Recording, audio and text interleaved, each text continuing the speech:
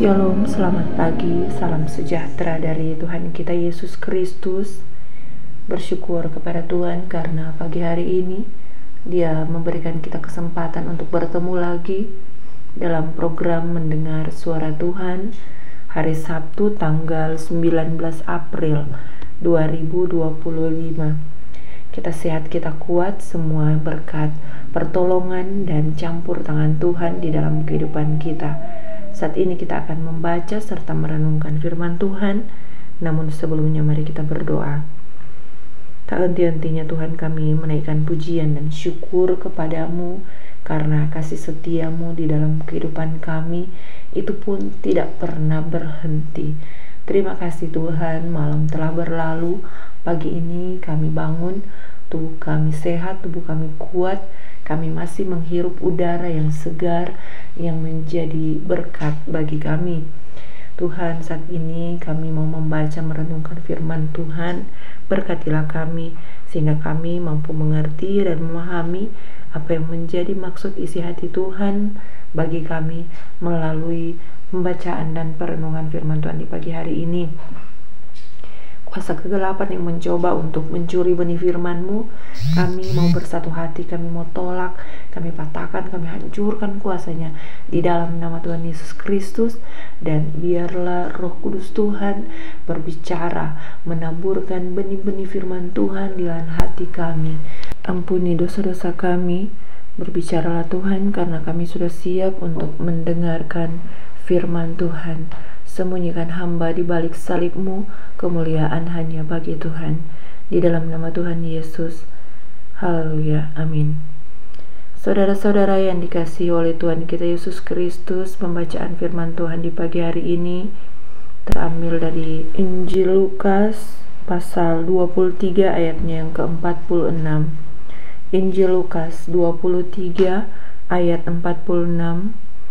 Lalu Yesus berseru dengan suara nyaring, "Ya Bapa, ke dalam tangan-Mu kuserahkan nyawaku." Dan sesudah berkata demikian, Ia menyerahkan nyawanya. Perenungan kita di pagi hari ini diberi judul Pengorbanan Yesus. Saudara-saudara, ketika kita berbuat salah, seringkali ada konsekuensi yang kita alami yang sangat tidak mengenakan, dan bahkan kita tidak dapat luput atau menghindari dari kesalahan yang kita perbuat. Sesuai dengan peribahasa berani berbuat, berani bertanggung jawab, maka hal yang ditekankan di sini ialah bagaimana seseorang bertanggung jawab atas setiap apapun yang dia perbuat, termasuk kesalahan-kesalahan yang dia perbuat. Saudaraku yang diberkati Tuhan, berkaitan dengan perbuatan dan konsekuensi, ada satu konsep yang juga dialami oleh manusia dan harus ditanggung oleh kita sebagai manusia. Hal tersebut ialah dosa. Dosa dipahami bukan sebatas suatu pelanggaran yang dilakukan oleh manusia yang membuatnya terpisah dari Allah, tetapi dosa juga adalah sebuah kenajisan di mata Tuhan. Oleh karena itu, harus ada harga yang dibayar untuk menghapus atau menebus dosa tersebut, sehingga manusia yang bersangkutan yang telah berdosa itu terlepas dari yang namanya hukuman, terlepas dari yang namanya kutuk, dan terlepas dari yang namanya maut. Karena kita tahu bahwa upah dari dosa, konsekuensi dari dosa adalah hukuman, kutuk, dan juga maut. Saudara-saudara yang dikasihi oleh Tuhan kita Yesus Kristus, tentu tidak ada seorang pun yang rela untuk melakukan hal tersebut, dan tidak ada pribadi yang layak, sebab setiap manusia telah jatuh di dalam dosa. Manusia tidak ada yang kudus, tidak ada lagi yang suci karena kita telah berdosa. Setelah kejatuhan Adam dan Hawa di dalam dosa, maka seluruh manusia telah menerima dosa asal dari perbuatan Adam dan Hawa. Manusia memiliki kecenderungan untuk berbuat dosa dan jatuh lagi ke dalam keberdosaan. Oleh karena itu, kita sebagai manusia memerlukan bantuan dari pribadi yang bukan berasal dari dunia ini, tapi pribadi yang kudus yang berasal dari surga untuk menyelamatkan, untuk menebus kita umat manusia di dunia ini. Dan karena itulah Kristus Yesus, Anak Domba Allah, datang ke dunia ini, karena hanya Dia satu-satunya pribadi yang suci, yang kudus, dan yang layak, yang tidak pernah berbuat dosa, layak dijadikan atau layak untuk menebus dosa-dosa umat manusia. Saudara-saudaraku yang dikasihi Tuhan Yesus Kristus, dalam tradisi Yahudi, umat Yahudi mengorbankan anak domba sebagai momentum atas karya Tuhan yang telah melepaskan mereka dari perbudakan di tanah Mesir. Dan pembebasan tersebut merupakan gambaran dari pengorbanan Kristus yang membebaskan umat manusia dari perbudakan dosa melalui salib dan darahnya yang tercurah di bukit Golgota. Pengorbanan Kristus dalam kisah Perjanjian Baru itu menggenapi korban-korban dalam Perjanjian Lama yang dilakukan oleh umat Yahudi. Hal tersebut menjelaskan bahwa kurban Kristus adalah yang sempurna, dan makna dari kurban Kristus Yesus itu tidaklah menghapuskan makna sesungguhnya akan hakikat dari korban itu sendiri. Maka dapat dipahami bahwa Kristus, sang korban dalam Perjanjian Baru yang telah mati di kayu salib, telah mempersembahkan dirinya kepada Bapa di surga demi menebus dosa-dosa kita umat manusia.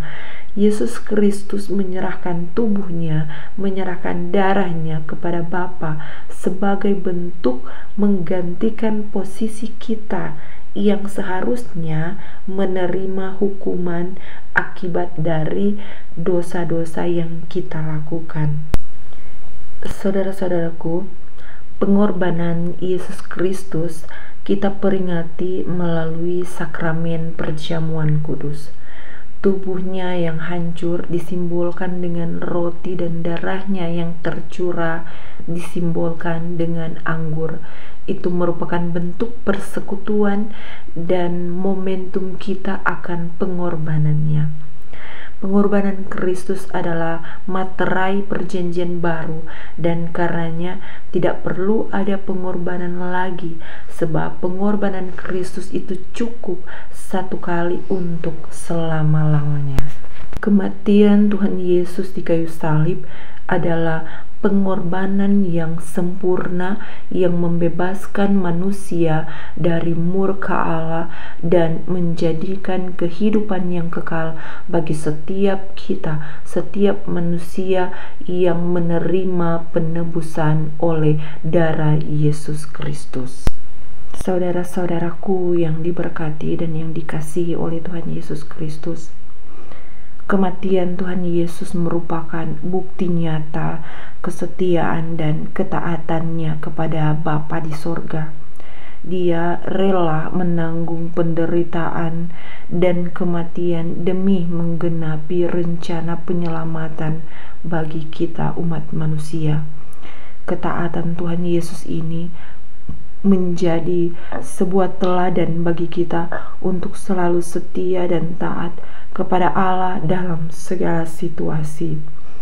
Tuhan kita Yesus tidak hanya mati sebagai manusia biasa, tetapi Dia mati dengan cara yang sangat hina, yaitu Dia disalibkan. Bahkan Dia disalibkan di antara dua penjahat. Hal ini menunjukkan bagaimana solidaritasnya dengan manusia yang berdosa dan terbelenggu oleh kuasa maut. Kematian Tuhan kita Yesus menjadi simbol kasih Tuhan Allah yang tak terbatas kepada kita umat manusia. Kematian Dia di kayu salib bukan hanya pengorbanan yang biasa, tetapi merupakan tindakan penebusan dosa umat manusia. Tuhan Allah Bapa rela mengutus putranya yang tunggal untuk menebus dosa manusia dan memberikan keselamatan yang kekal bagi kita. Pengorbanan Tuhan Yesus ini membuka jalan bagi manusia untuk kembali kepada Allah dan hidup dalam persekutuan yang kudus. Dosa yang kita lakukan telah memisahkan manusia dari Allah, telah memisahkan kita dari Tuhan Allah. Namun melalui kematian Yesus Kristus, kita beroleh kesempatan untuk kembali bersatu dengan Bapa di sorga. Kematian Yesus ini menjadi jembatan dari jurang pemisah antara manusia dengan Allah, sehingga manusia dapat kembali hidup dalam kasih dan dalam anugerah Tuhan Allah. Mari kita menunjukkan kasih dan kepedulian kepada sesama, terutama kepada mereka yang membutuhkan. Kita bisa belajar untuk mengampuni orang lain yang telah menyakiti kita, seperti Yesus yang mengampuni dosa manusia. Kita teladani ketaatan Yesus kepada Bapa dengan hidup sesuai dengan kehendak-Nya. Di momentum Jumat Agung ini, mari kita memperdalam iman dan kepercayaan kita kepada Tuhan Yesus.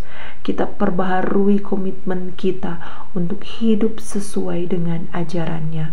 Kita syukuri kasih dan pengorbanannya yang luar biasa bagi kita umat manusia. Amin. Mari kita berdoa. Kami bersyukur, kami berterima kasih Tuhan untuk firman Tuhan yang boleh kami dengar di pagi hari ini. Terus mengingatkan kami Tuhan untuk kami menghargai pengorbanan-Mu. Kami boleh dan diberikan kesempatan untuk memperbaharui iman dan komitmen kami kepadamu ya Tuhan. Kami mau menunjukkan kasih dan kepedulian kepada sesama seperti yang sudah Yesus teladankan bagi kami. Terima kasih Tuhan, berkati kami sehingga kami mampu menjadi pelaku firman, bukan hanya menjadi pendengar saja.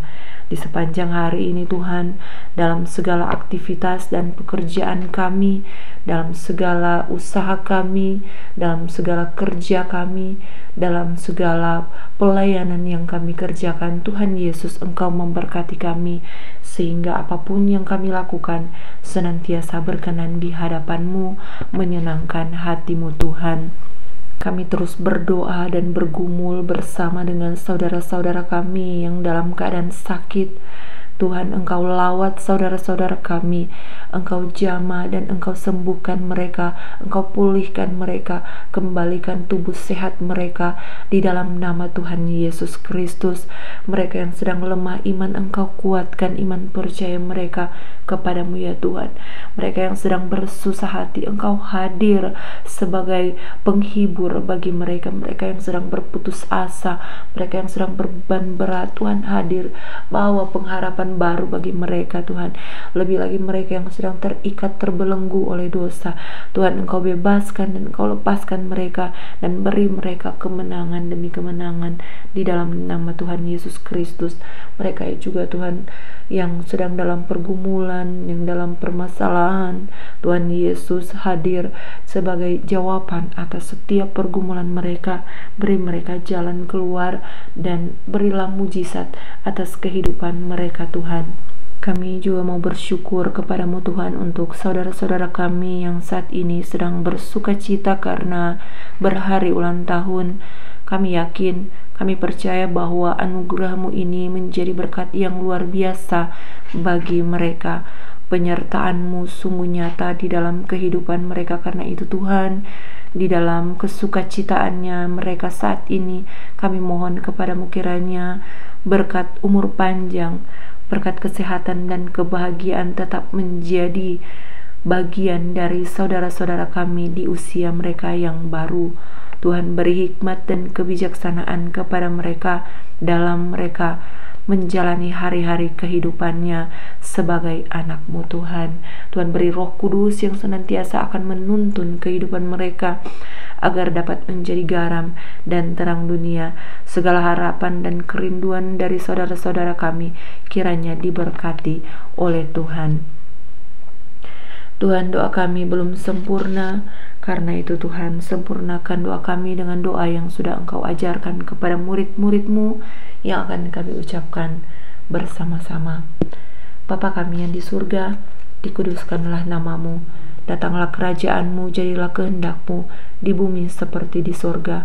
Berikanlah kami pada hari ini makanan kami yang secukupnya, dan ampunilah kami akan kesalahan kami, seperti kami juga mengampuni orang yang bersalah kepada kami. Dan janganlah membawa kami ke dalam pencobaan, tetapi lepaskanlah kami daripada yang jahat, karena Engkaulah yang punya kerajaan dan kuasa dan kemuliaan sampai selama-lamanya. Amin.